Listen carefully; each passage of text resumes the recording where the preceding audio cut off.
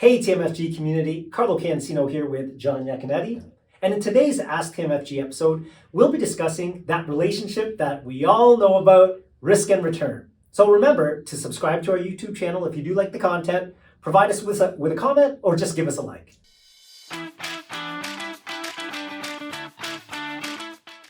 In today's episode, we'll be discussing the relationship between risk and return.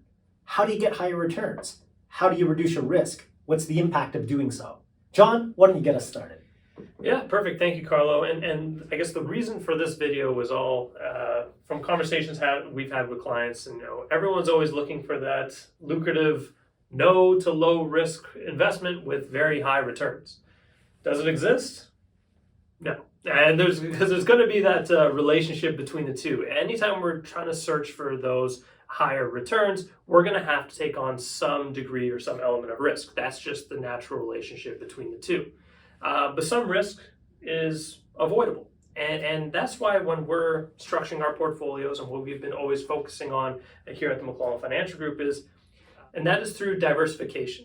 So diversification is what allows us to reduce that unsystematic risk. So that's the risk that comes along with investing in just one company, or dealing with one CEO, or dealing with one set of rules. By diversifying over the 10,000 plus different companies around the world, it actually reduces that risk as much as possible. So still trying to get you that high return, but with the least amount of risk possible. Oh, that's a fair point, John. And I'm glad you brought up the point about specific individual companies, because individual companies want money from shareholders.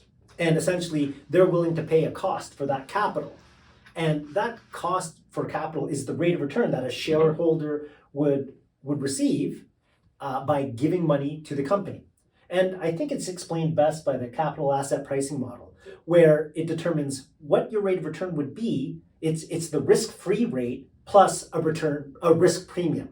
And a risk-free investment would be like a GIC or a treasury bill, where there's no opportunity to lose your capital.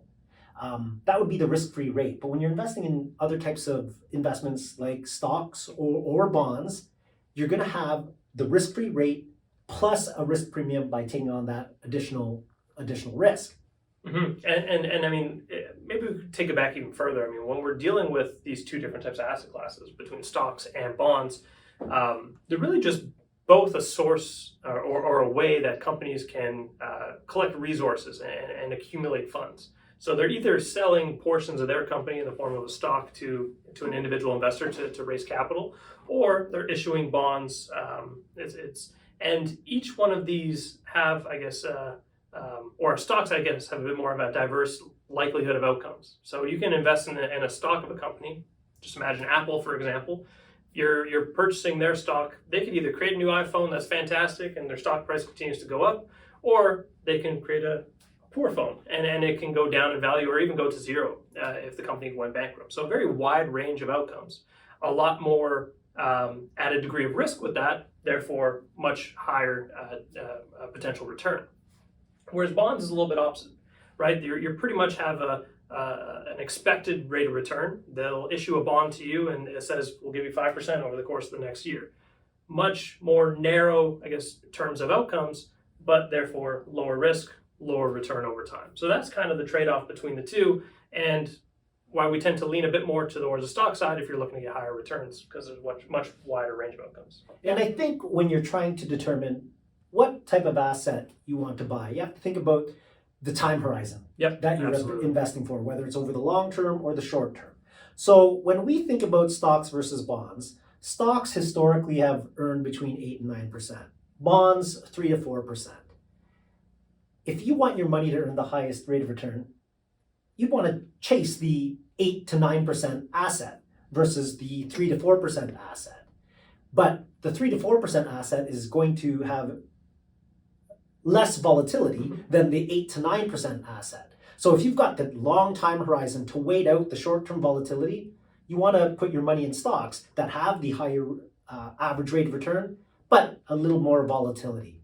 Whereas if you have a shorter time horizon and you can't outweight that short-term volatility, you'll want to invest into bonds.